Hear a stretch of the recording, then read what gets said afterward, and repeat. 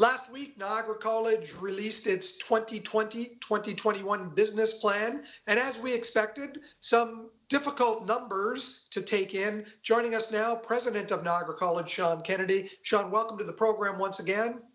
Great, thank you, Mike, and it's a pleasure to be here. So let's begin with enrollment, an 11.8% decrease expected. 13% of that is domestic, and around 8.5% is international. That's a tough pill to swallow, but not unexpected.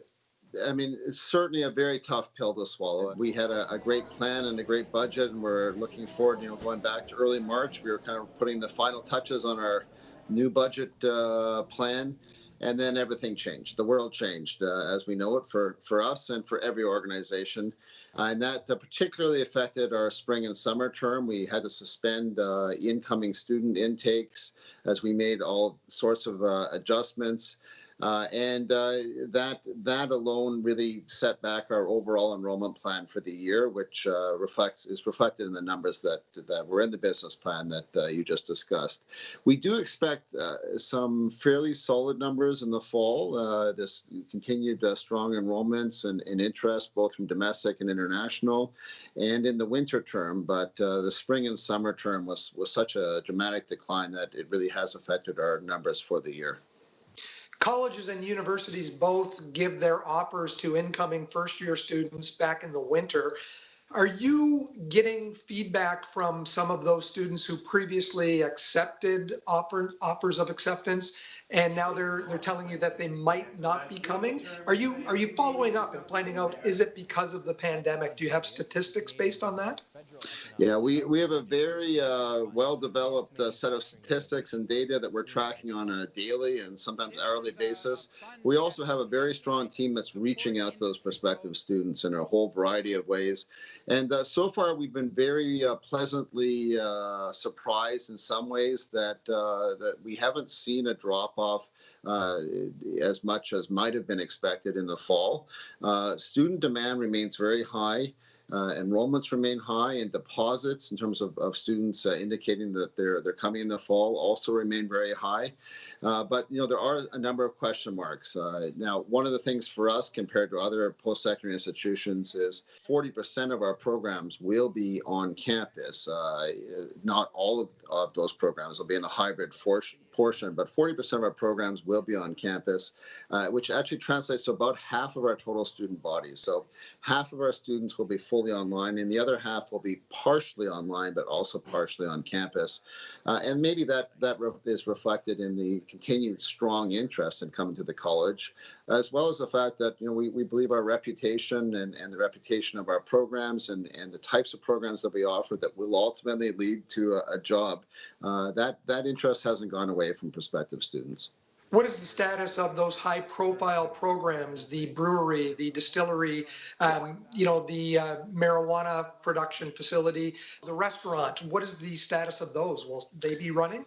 Yeah, well, I would encourage all students to go to our website, because we've been able to break down by every one of our over 100 programs and by level what is on campus or what will be fully online.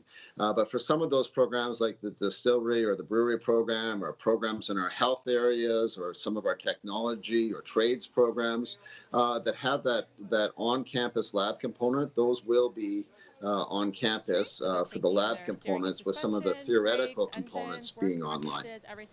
Layoffs, attrition rate, that's something that you have to, again, look at the reality of staffing, because if numbers are down, you can't maintain staffing at the levels that they have been in recent years. So what tough decisions have to have been made during this time as well?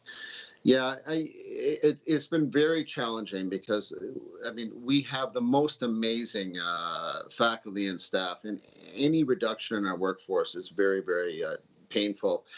And so we've been guided by a few principles. The first one is that anything we do ensures that we minimize the impact on students, And secondly, that any decisions that we make minimize the disruption to our workforce.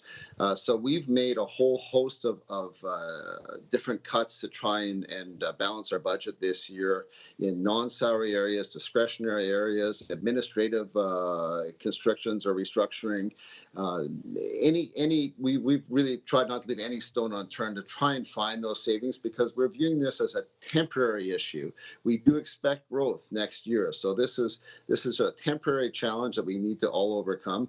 And as part of that, we need to do some scaling back. But very small percentage of our total employee base, but some scaling back for areas where there's just much less activity. But again, the focus being temporary, and knowing that we expect to be recalling any of those employees that might be laid off as soon as we can, as activity resumes. And in fact, we expect to be hiring come next year, because we're expecting really strong growth moving forward. Obviously, we don't know when things will be back to 100% normal, if ever. Will you reach a point, and do you know what that point might be, where you might have to make a difficult decision to axe a program or two? Do you know timeline-wise when that would come into play? Yeah, not. I mean, we always are looking at both adding programs, and we're looking at some exciting new programs, or rejigging programs. Journalism being one, where we're transforming our journalism program into a social media management program. So I think that's an ongoing process. It's not necessarily COVID related. Again, there may be areas of opportunity, because the world is changing and going more online, that we may want to look at new programs. And then it may mean that there's other programs that, as the workforce changes, we'll make changes to those programs. But it's not really a COVID issue. It is just an ongoing renewal process to make sure that we have the right programs to meet the needs of employers for tomorrow's workforce. Sean, thanks for joining us today. Once again, good luck as you head into the 2020-2021 school year.